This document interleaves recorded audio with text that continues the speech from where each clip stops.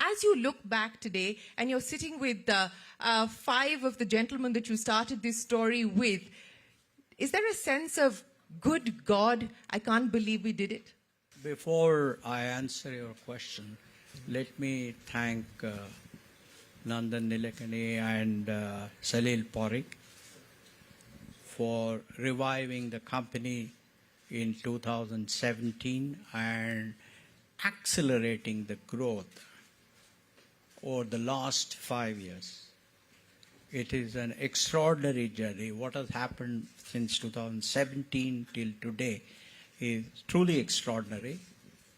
We who have been watching it with admiration are all so proud of what these two people, with their teams of course, have achieved. Therefore, a big note of gratitude to both these people.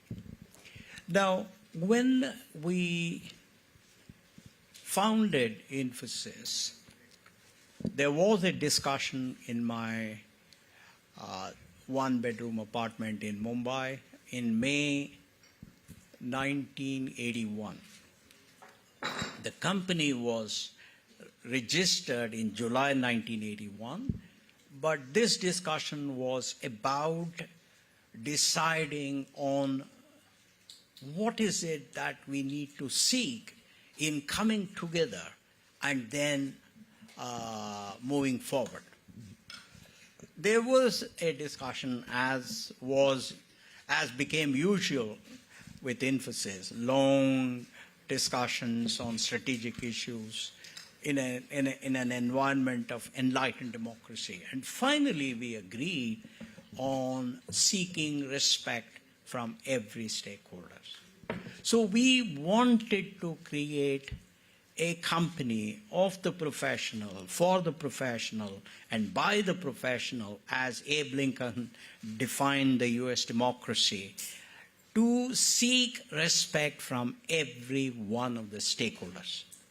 That was our first objective. The second thing that we decided was, we all came from middle-class families. Well, a couple of these, our people, all these 6 or 7, whatever it is, 7, Mr. Raghavan is not here today, they were from upper middle class, but the rest of us were from lower middle class. But one thing was very clear, our values were in total sync. We all had the desire to conduct an experiment in the democratization of wealth that has not happened in this country since 1980s that we took that decision. Third, as people with high aspiration, we wanted to demonstrate to the world that it is possible for a company registered in India to demonstrate the highest level of governance, the highest level of excellence in running the company and in every function. So I would say that these were some of the top level objectives that we set for ourselves. And have you been able to achieve all of those objectives? By and large, yes. By and large, yes. We have done that. But we have to remember that all of us agreed that we want to be a company that moves on to at least 100 years. As you know, Shireen, you know better than I do, that the oldest ever company is about 250 years old. We said at least for 100 years this company has to flourish. So therefore I would be less than honest if I said that we have completed our task. Right now it is in the hands of 2 extraordinary people.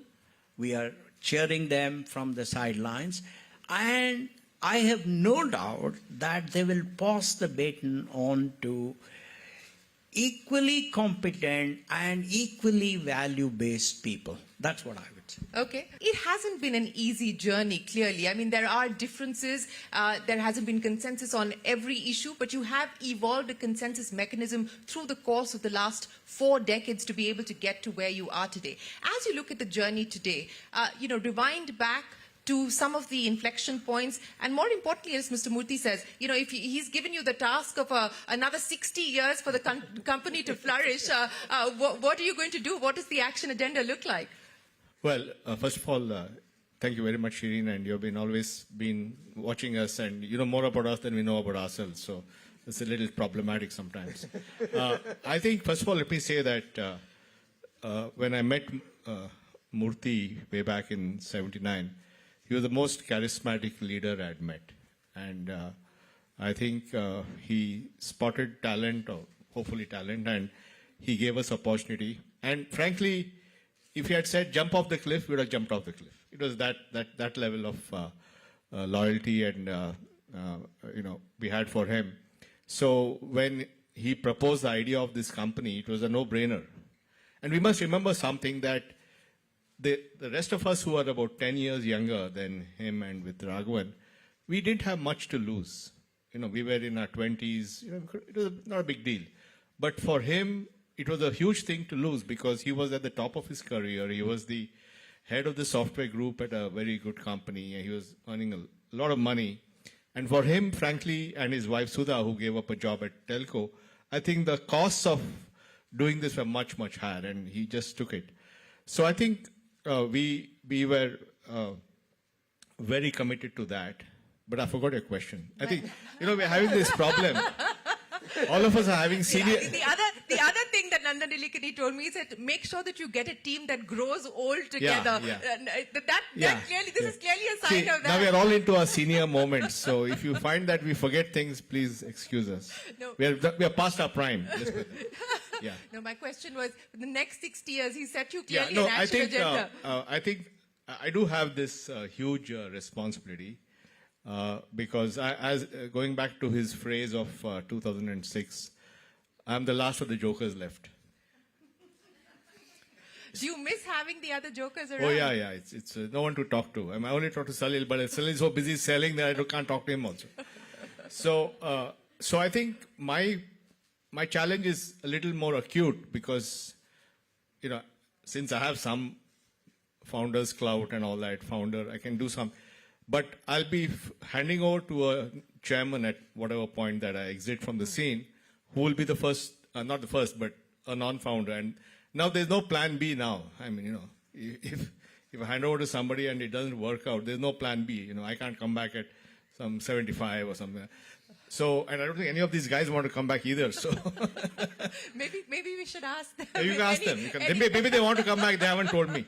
So anyway, I think so there's no plan B. So I have to make sure that when I exit the scene, I implement his vision of putting in place the leadership structure, people, and with the right values to take it forward. So that's really actually the biggest thing on my head. And that's a serious issue. And I want to get you to comment on what you just said, Nandan, because as you pointed out, you said there is no plan B. In light of what has happened previously, what is it that you believe needs to be put in place to ensure that you get it right? Because this has been a challenge. Let's be clear about that.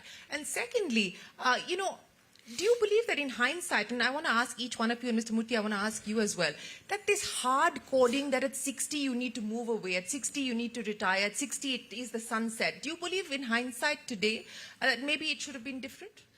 No, I mean, look, if not 60, maybe 65. All that is fine. But look, at the end of the day, we're all mortal, right? We're not going to be around. And that's one of the reasons why we're having the 40th is we don't know whether they're there for the 50th. So, really, seriously, I'm not joking. Let's get this done, because I don't know what's going to happen 10 years from now. So, you have to, how do you create institutions that outlive you? How do you create institutions that cross generations? How do you create institutions that move from an ownership model to a totally professional model? In fact, when we first began, Murthy said, we will be the ultimate professionals company. I remember our first tagline was professionals company. But what you realize now is that, you need to have a combination of, professional ownership, all that stuff. So I think it's not clear to me what's going to happen. It's not clear to you what's going I mean, on. That's still not haven't. very reassuring to hear. No, I haven't found yet a person whom I can hand off to. Let's put it that way. What is the timeline that you're giving yourself? I'm not going to talk here. Okay, all right. I want to understand from you, how do you look back in the rearview mirror at what the story has turned out to be and what you believe has got it to where it is? Well, what has got us where it is today includes not just the founders. It includes 350,000 people now, plus many more who have passed through the portals of Infosys. You know, it's a collective, I think, collective effort of all the people. Yes, you know, there have been leaders who have driven the company, and there will be leaders in the future too. What has made us successful is that, and we saw this yesterday, you know, in some of the panel discussions that we have had as part of the 40th anniversary celebration. Everyone, you know, demonstrated or talked about their passion for Infosys, the Infosys purpose, the idea that is Infosys. I think as I look back, I think that idea of Infosys, the purposeful organization, has been embraced by a large number of people. I think collectively, they have made sure that the company progresses in the right direction. That, I believe, is what made the difference for the company. What do you believe the learnings can be from the past as you look at the future? So, as you said, I think Infosys is a company which believed that strategy is 5% and execution is 95%. If you look at the last 40 years, you know, you can see it at every step of the way. We have done so many things first in India. We were the first Indian company to get CMM level 4, CMM level 5. We were the first Indian company to have employee stock option plan, which created all of this wealth. First Indian company to be listed on NASDAQ. So each one of these are actually execution milestones. Now, when I look at one of the fundamental premises which we had in 1981, it was that technology will become eventually ubiquitous. And that has happened in many ways. Today, technology is ubiquitous, but I don't think the story has ended. I think in the next 100 years, the 60 years which Nandan will see through, there will be a great many opportunities which will come the way of not only Infosys, the Indian industry as well. And finally, it comes down to taking advantage and executing to those opportunities. You need to give me an unheard, untold story. So actually, I remember in 1991, Infosys was trying to establish a connection between Bengaluru and Schenectady. GE was one of our biggest clients, and Infosys wanted to establish this connectivity between Bengaluru and Schenectady. And Mr. Murthy, so I was in US at that point in time, Mr. Murthy met me and said, Shibu, we have to establish this connectivity. So at that time, so I asked him, Mr. Murthy, give me some money so that I can do this. He said he started at $10,000 to do this connectivity. Finally, I convinced him to give me $100,000. That was the budget which he approved. And of course, the connectivity got done. It probably was one of the first in India to establish that kind of a connectivity. Not only that, we established the connectivity in a hub and spoke model so that we could connect a lot of clients over to that line. And I think it became a standard over a period of time. So, I always remember this, that Mr. Murthy said, Shibu, please get this done in $100,000 in 100 days. That's all you have. I don't think I delivered it in 100 days. I delivered it in $100,000.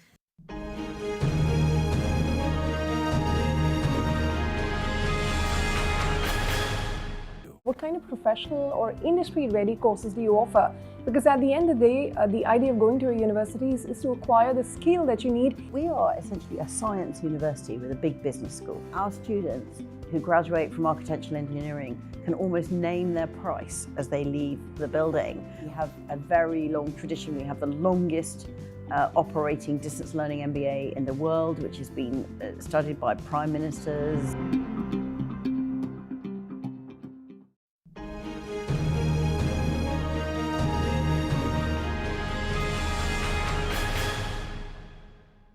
You have to give me an untold story. Oh, God. Okay. No, you brought back a lot of memories related to what you have discussed so far. I'll tell you 2 or 3 stories if there is time. But you know what Albert Einstein said? I thought I should quote that here. Try not to become a man of success, but rather a man of value. So you were asking, how Infosys will be there for next 60 years or 100 years. We believe, as Shibu has and Chris have already said, we have laid the right foundations required for that with a core set of values. As long as that is being followed, the C life, customer comes first, leadership by example, integrity, transparency, fairness, and execution excellence. This is being done, and that culture has been created, we believe, by the leaders. Now, the unique story that I want to share is, I was telling Murthy also, we had won a project, a product contract with Reebok in France, somewhere in 1990, if I'm right. The story is, we went there, we were all staying in an apartment. Now, this is very important for us to know through this example, the leadership by example, qualities of some of the leaders who were there in that. So, we went there, we were all staying in one apartment. I hope I have your permission, Murthy, to quote this, And I was leading the project. He was nice enough to accept me as a leader. Hats off to you, sir. And then we were all staying in the apartment. My job as a project leader is to make sure all my people sleep well also, and eat reasonably well and work well, of course. So then I noticed for 2-3 days, Murthy had not slept well. So I asked him, Murthy, what is happening? He won't tell. So finally, somehow we were able to convince him there is a problem. And the problem was, Dinesh, I can't sleep because there is Jugalbandi in the night. What Jugalbandi, Murthy? On one side, you're snoring, and other side, Prahlad is snoring. I can't sleep. So next day onwards, we made sure that he has an exclusive room. We were able to shift to other places. Now the agreement was that, okay, then Murthy said, we have to be there before even the client comes to the office. That is his ethos. Customer comes first. We have to show we are committed to this. They are giving us opportunity. So then Murthy would get up at 4 o'clock because there was only one bathroom. There is only one bathroom. All of us can't take bath at the same time. So then he would get up at 4:30 he will finish. And that's not the end of the story. 4:30 he takes bath and cleans up the entire bathroom for the next person to take bath. That was his ethos, leadership by example. What do you miss the most about not being here at Infosys?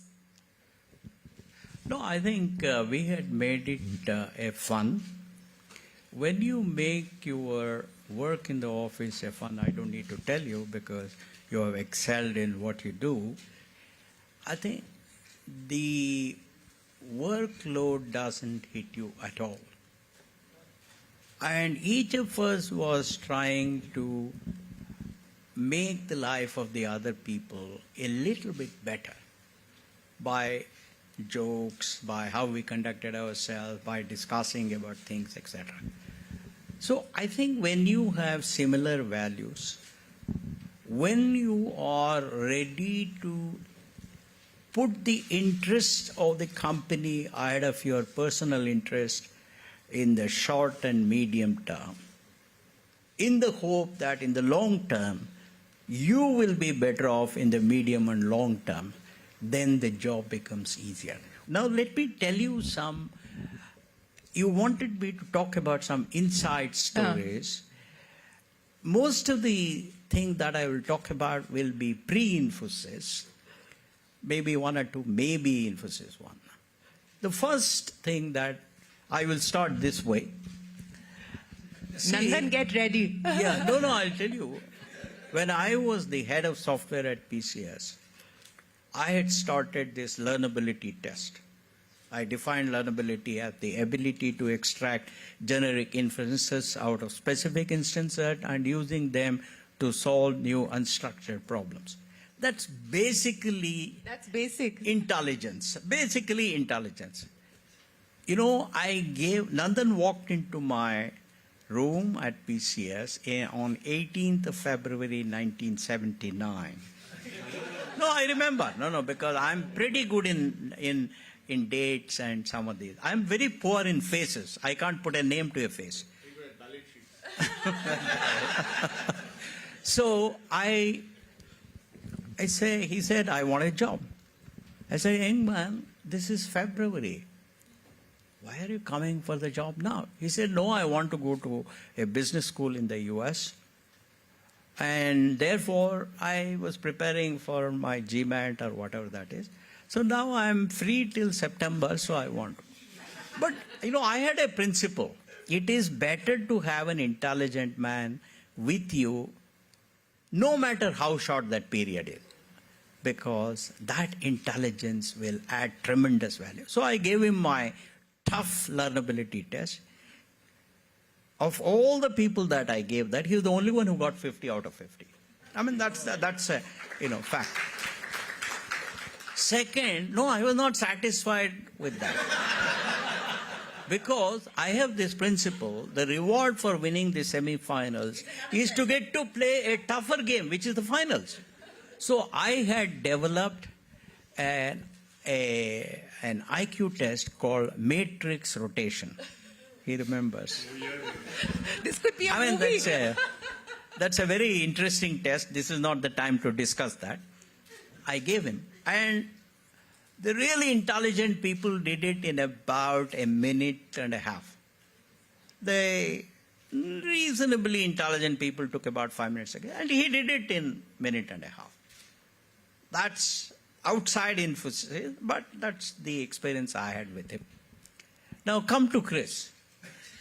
Chris was not recruited by me. He was recruited by Mr. Ashok Patni. Somehow that I escaped. Chris... Both the matrix rotation as well as the learnability No, test. he escaped it. He escaped it. But Chris... That's the reason I'm sitting here today.